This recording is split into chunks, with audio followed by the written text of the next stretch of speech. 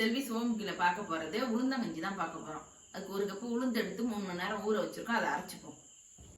இதுக்கப்புறம் ஒரு கப்பு உளுந்து எடுத்து 3 மணி நேரம் ஊற வச்சிருக்கோம். கழுவி அதை அரைச்சிப்போம். இதை அரைக்க போட்டுப்போம்.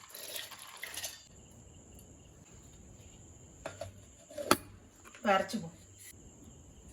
இந்த அளவுக்கு நைஸா அரைச்சாச்சு. இந்த பாத்திரத்தில் போட்டுப்போம்.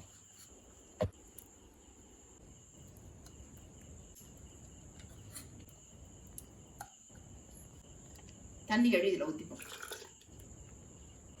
ரிஸ்கை வச்சு நல்லா கலக்கி விட்டுப்போம்.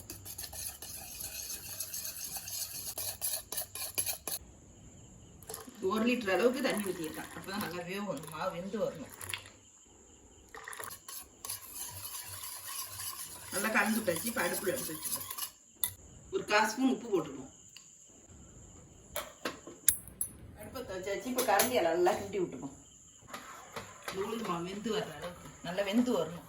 வெந்து வந்தோடனா வெள்ளம்லாம் போடணும். வெள்ளம் ஏலக்காலாம்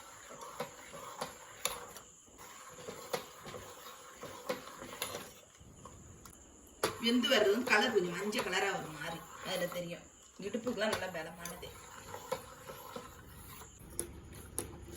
நல்லா இந்த அளவுக்கு நல்லா வெந்து வந்துடுச்சு. இப்போ வெல்லம் போட்டுப்போம். ஒரு 100 கிராம் அளவுக்கு வெல்லம் எடுத்து வச்சிருக்கேன். அதை அப்படியே போட்டுப்போம்.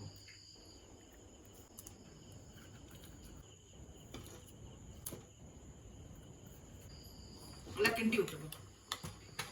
எல்லாம் கரையிற அளவுக்கு.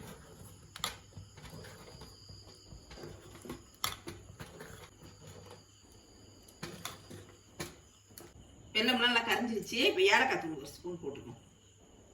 கிண்டி விட்டுக்கணும். இப்படிதான் பொங்கி பொங்கி ஒரு கரண்டியாலே கிண்டி விடணும். வெந்தாதான் நல்லா பொங்கி வரும். 1 ஸ்பூன் அளவுக்கு தேங்காய் போட்டுக்கணும். நல்லா கிளறி விட்டுக்கணும்.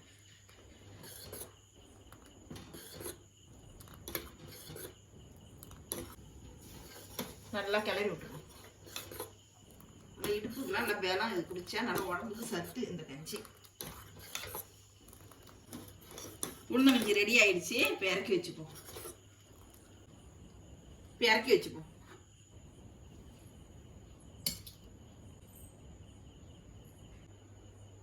சூப்பரான உளுந்தங்கஞ்சி ரெடி ஆயிடுச்சு. இந்த வீடியோ பிடிச்சிருந்தா லைக் பண்ணுங்க, ஷேர் பண்ணுங்க, சப்ஸ்கிரைப் பண்ணுங்க, கமெண்ட் பண்ணுங்க. நன்றி, வணக்கம். நீங்களும் இது மாதிரி செஞ்சு பாருங்க. இடுப்புக்கெல்லாம் நல்லா தெம்பானது.